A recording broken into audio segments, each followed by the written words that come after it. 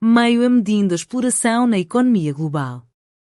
There can be some very strong incentives or reasons to have some kinds of redistributive policy in order to diminish the exploitation and unequal relations that people have between each other. And we then, kept working on this idea and, found that it actually has wide applications. So not only can exploitation intensity be used to look at inequality within a country, either between individuals, between households, or other groups, it can also apply at the global level to look at inequalities between countries. I'm Jonathan Cogliano. I'm in the economics department at the University of Massachusetts at Boston. In the context of what we call imperialistic international relations, exploitation means that there are countries or a group of countries that have power over others. So there is what we could consider a core group of exploiter countries that are able, through lending capital to relatively less wealthy countries, they are able to extract transfers of surplus in order to basically exploit these relatively less wealthy countries on what we call the periphery. And so in terms of the whole idea of exploitation in imperialistic international relations effectively means that there are flows of labor between nations, and wealthy countries, by controlling capital, are able to extract more labor from the global economy than they themselves basically put in.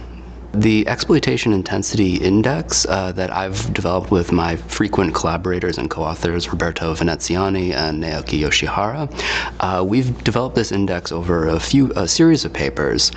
And what this measures the labor that one puts into the economy versus what they basically get out, or the labor that they get out in terms of their own income. So the exploitation intensity index is a ratio of the labor one contributes, and by one this could be a household, it could be an individual, it could be a country. So it's how much labor one contributes to the economy versus the labor embodied in what they get out of it or their income. And when we talk about income, we're talking about both the sum of their labor income and their capital income that they might derive from owning wealth.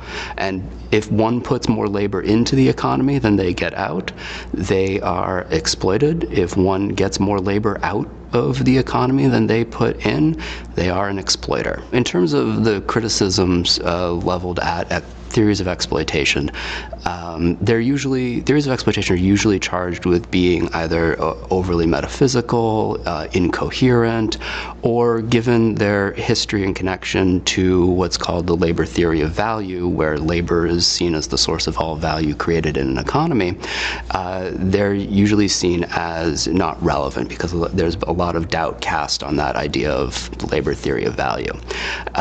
So the measure of exploitation intensity, or the work that I've done on exploitation, serves as kind of a counter to this by showing that exploitation theories can be coherent, consistent, and they can be very empirically operational and relevant, especially in this, this particular paper and the series of papers kind of coming before it. We show how the exploitation intensity index is able to capture types of inequalities that exist in capitalist economies that other approaches to inequality cannot. So if one is an exploiter or considered an exploiter, they're extracting more labor from the economy than they put in. The way that that happens or occurs is by owning wealth or having capital. By owning wealth, one can derive capital income. If you can derive a lot of capital income, you can basically get more labor out of the economy than you put in. And so inequalities in wealth are going to be a key driver of exploitation, or what exploitation status looks like across an economy, whether it's an individual economy or if we're talking about the global economy and relations, exploitation between nations or countries. And so looking at inequality and exploitation not only captures what one contributes, what people contribute to the economy, in addition to market outcomes, right? Their income, the wealth that they have or to get out of the economy. Whereas a lot of traditional approaches to studying inequality focused on income and wealth inequality, we would see, or I would see these as focused more strictly or closely on market outcomes.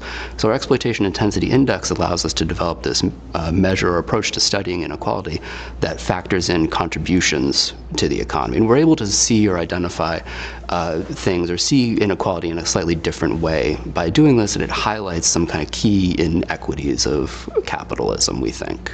A popular answer for people who study the kinds of things that I do, it's usually that capitalism has to seem unsustainable based on all of the kind of contradictions or internal contradictions within it, and however, capitalism has seemed to be pretty resilient, even though it's, and as human history goes, it has not been here that long. We maybe haven't seen it through entirely yet, but I think we do, especially at this moment, we do see a lot of the tensions internal to capitalism or embedded in capitalism that really emerge and can, disrupt people's lives in a lot of, really fundamental ways. And so we have to question whether, or does make one wonder whether this can go on or how long this can go on without some kind of either correction or, people collectively deciding that we can alter the course of where we're headed. One of the key drivers of exploitation and how my co-authors and I study this is differential ownership of wealth, or the fact that wealth inequality exists. So because different people own different amounts of wealth and people relate to wealth or capital differently, this is the source or what generates exploitative social relations.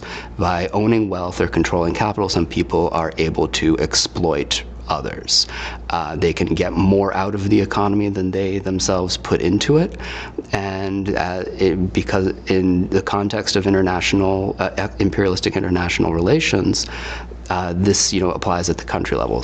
So this would mean that certain countries are able to get more out of the global economy than they themselves put in, and this is based on global wealth inequalities that exist. So you could have capital-rich or relatively capital-rich countries, because they control capital and can lend to relatively less wealthy countries.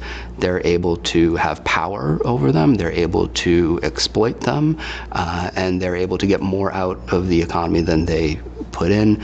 And this contributes to patterns of uneven development and kind of the traditional and unequal exchange in the kind of traditional sense that where you have these unequal relations between countries that are really embedded in capitalism itself.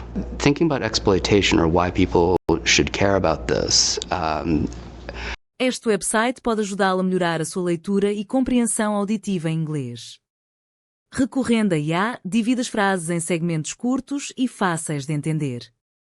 Com o leitor, pode ajustar a velocidade, fazer pausa ou recuar para compreender cada frase. O site disponibiliza tradução em 20 idiomas, facilitando a aprendizagem. Basta escrever engnest.com no seu navegador e experimentar.